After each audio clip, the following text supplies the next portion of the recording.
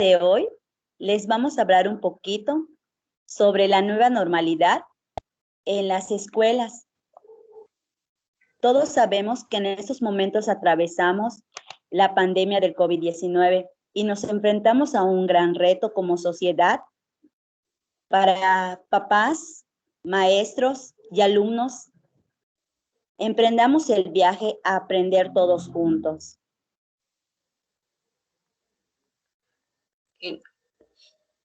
Si se acuerdan, habíamos analizado algunos puntos de vista de lo que es la pandemia y la educación. Entonces, a mí me gustaría abordar primero que nada la educación versus el trabajo. ¿Cómo ha afectado esto a lo largo de esta contingencia de carácter de salud? Primero que nada, las escuelas pasaron de ser de un modo presencial a un modo en línea.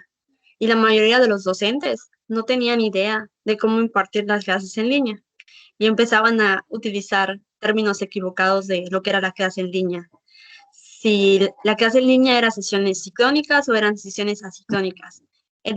Y no sabían la diferencia de educación en línea y educación a distancia.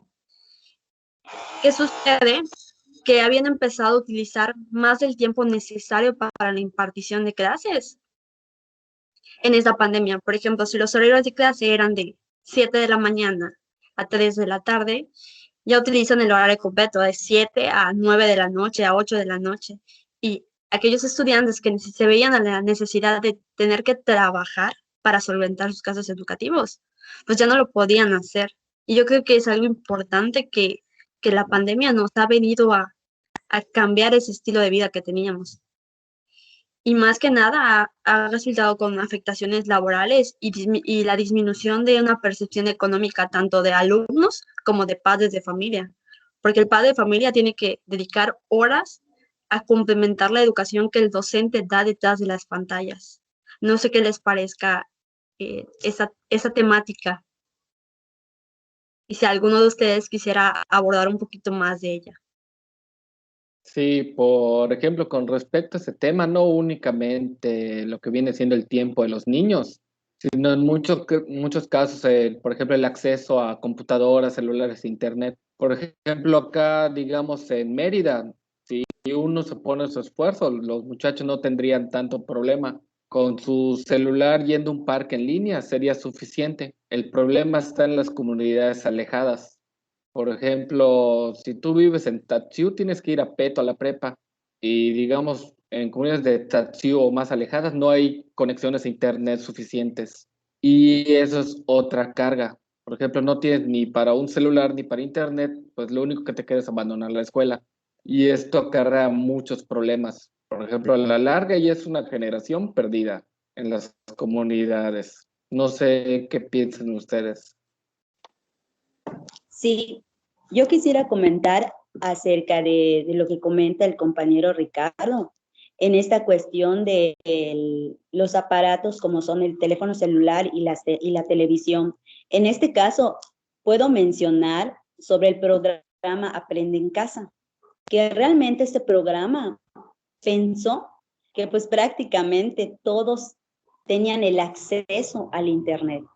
Pero sin embargo, realmente hay comunidades muy alejadas que no cuentan con esos recursos para poder comprar y solventar. Y eso implica igual un... ¿Un desafío? Sí, un desafío, perdón, un desafío pues para la sociedad. Sí, de hecho, no todos, el programa que tú mencionas de aprender en casa, no todos tienen igual la posibilidad de tener una televisión en su casa y mucho menos que la señal del cable llegue hasta las casas para que todos los niños puedan tomar las clases. Y de eso, que no llega la señal de televisión, igual no tiene el internet para luego enviar las tareas que los niños realizan a sus maestros. Yo creo que un punto importante de ello, que a pesar de que sí tuvieran televisión e internet, También, por ejemplo, hay profesores que se han quedado en el modo tradicional de que te imparto la clase solo enviándote materiales didácticos y no te envían materiales complementarios. Y si hablamos de que la educación tendría que ser en modo círculo, donde estudiante, profesor y padres de familia se vinculen, muchos padres de familia pues tienen un nivel de estudios inferior a los de sus hijos y en ocasiones, por ejemplo, hasta a ellos mismos les cuesta comprender los temas. Y si no tienen a alguien de niveles más avanzados y si le preguntan al profesor y el profesor no responde en los tiempos que el padre esté disponible para ayudar a sus hijos, creo que se vuelve bastante complejo en general. Eso Sí, que porque es mencionas, un... ¿vas a Bueno, hablar? bueno, sí, sí, porque es una cadena de conocimientos. Básicamente, como tú dices, muchos papás no terminaron la secundaria, pero sus hijos ya están cursando la preparatoria. Y, por ejemplo, muchos en secundaria tuvimos problemas, digamos, con química y tu hijo en la preparatoria quiere hacer, cuando equilibras una fórmula química que ya ni yo recuerdo, pues tú como papá no sabes nada. Y el maestro pues ni te atiende y te tiene ahí a solas y no hay ninguna manera de buscar la información. Se tienen olvidado. Por ejemplo, en las comisarías puedo mencionar que la gran mayoría de estas personas son analfabetas.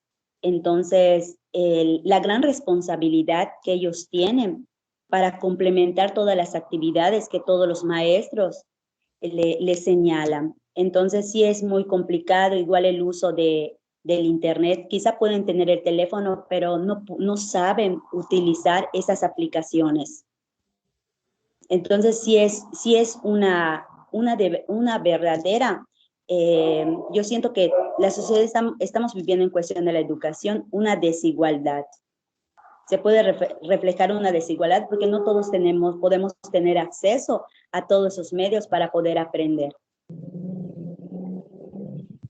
Lo mismo sucede con las computadoras, no todos los padres de familia saben manejar las computadoras y en las noticias estuvieron saliendo como los mismos padres de familia se sentaban con los hijos a ver la tele para aprender y luego poder ayudarlos para realizar sus tareas. Pero deja que solo sea el uso de la computadora, sino que los materiales no están actualizados y vinculados a las tecnologías de la información. Entonces, si solo tenemos materiales físicos para aprender y no tenemos acceso a esos materiales físicos, o sea, se vuelve un círculo vicioso donde el aprendizaje está en desigualdad en todos los aspectos, tecnológicos, de infraestructura, en de calidad educativa. O sea, no se complementa lo que busca, no sé, la educación en sí, que sea de calidad y que esté en acceso a todos.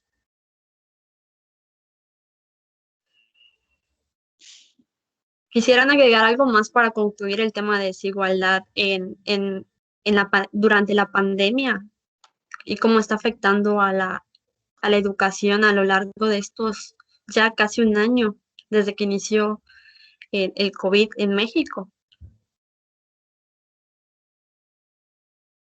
Sí, por ejemplo, lo que yo podría decir para concluir es que el esfuerzo que ha hecho el gobierno por realizar todo esto, lo que viene siendo hacer las tareas mediante línea, que realmente es un esfuerzo que sí lo están haciendo, digamos, de corazón, aparte de que es su trabajo, pero realmente, igual por la prisa, les faltó hacer un análisis más profundo de todo lo que viene siendo las comunidades mexicanas.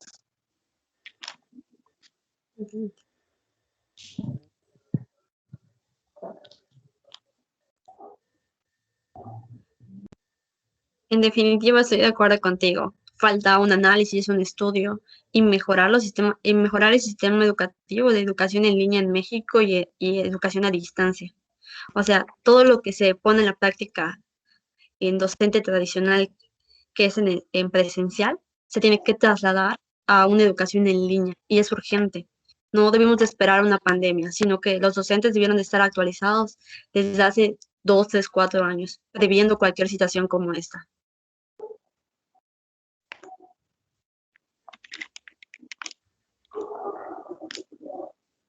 ¿Algo más que deseen agregar?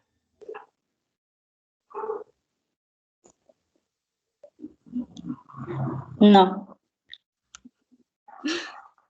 Ok, pues agradecemos a todos el poder participar en este conversatorio y pues nos vemos hasta la próxima.